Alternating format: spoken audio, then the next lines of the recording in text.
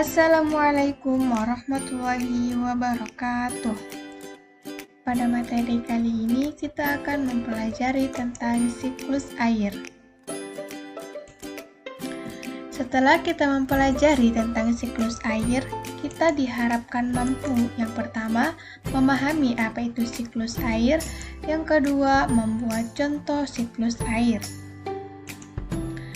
Tahukah kalian, sekitar 71% permukaan bumi ditutupi oleh air. Dari jumlah tersebut, 97%-nya merupakan air asin yang berada di laut, sedangkan 3%-nya adalah air tawar. Sebanyak 2% dari air tawar merupakan es yang berada di kutub. Sisanya yang dapat kita gunakan berada di danau, sungai, dan air tanah. Manusia menggunakan air untuk berbagai kebutuhan, misalnya untuk mandi, minum, mencuci, menyiram tanaman, dan kebutuhan lainnya. Namun, meskipun digunakan secara terus-menerus, air yang ada di bumi tidak akan habis. Hal ini terjadi karena adanya siklus air. Lalu, apakah itu siklus air? Siklus air atau siklus hidrologi adalah sirkulasi air yang menggambarkan pergerakan molekul air dari atmosfer ke bumi dan sebaliknya, yang tidak pernah berhenti sehingga membentuk rangkaian melingkar perjalanan molekul air di bumi yang disebut siklus. Berikut 3 proses utama siklus air atau siklus hidrologi, yaitu yang pertama, evaporasi atau transpirasi. Istilah evaporasi digunakan untuk menunjukkan proses penguapan air yang berasal dari laut, sungai, danau, dan badan air lainnya.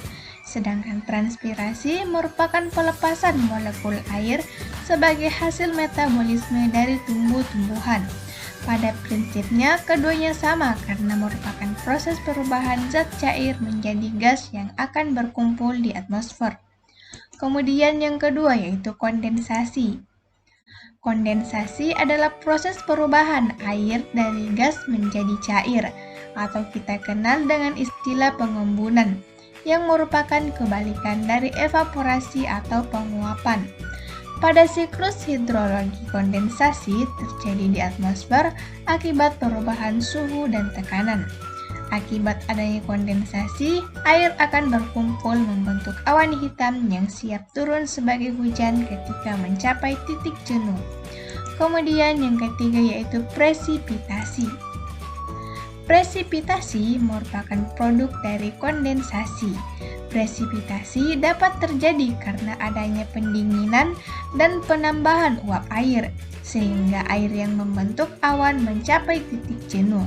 Semakin banyak uap air yang terbentuk di atmosfer, maka tetesan air yang ada di awan akan semakin banyak dan semakin berat.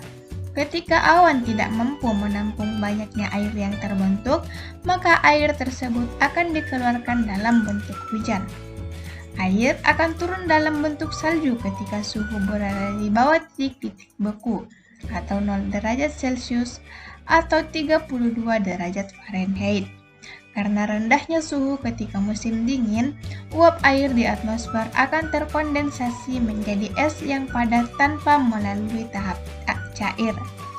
Kristal es yang terbentuk akan menyerap dan membengkakkan uap air tambahan dari udara di sekitarnya menjadi kristal salju yang kemudian jatuh ke bumi. Untuk lebih jelasnya dapat kita lihat pada animasi berikut.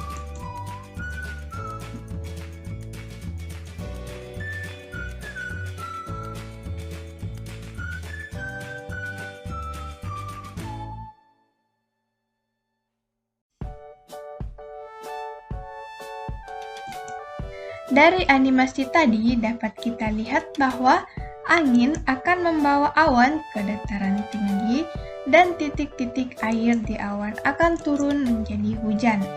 Lalu air akan mengalir ke dataran rendah dan menciptakan suatu siklus yang berlangsung secara terus-menerus.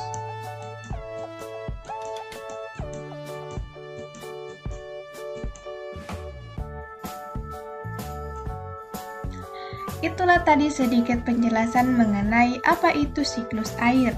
Untuk lebih memahami lagi tentang siklus air, berikut beberapa soal yang telah saya buat. Yang pertama, yaitu yang tidak termasuk dalam proses hidrologi, yaitu bagian A kondensasi, bagian B evaporasi, bagian C transpirasi, dan bagian D resitasi. Kemudian soal yang kedua yaitu kegiatan manusia berikut yang tidak mengganggu siklus air, yaitu bagian A pembuangan limbah cair ke sungai, bagian B pengambilan air tanah secara berlebihan, bagian C membuang sampah pada tempatnya, dan bagian D pengambilan terumbu karang secara liar. Kemudian soal yang ketiga yaitu proses pengembunan dari titik-titik air di udara dinamakan bagian A pencairan, bagian B peleburan, bagian C penguapan, dan bagian D pembekuan.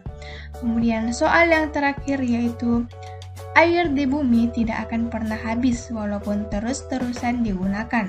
Hal ini dikarenakan air mengalami bagian A penambahan, bagian B perputaran, bagian C pencampuran, dan bagian D pengurangan. Itulah tadi materi tentang siklus air dan beberapa soal yang telah saya buat. Semoga dapat menjadi tambahan ilmu bagi kita semua. Sekian dan terima kasih. Wassalamualaikum warahmatullahi wabarakatuh.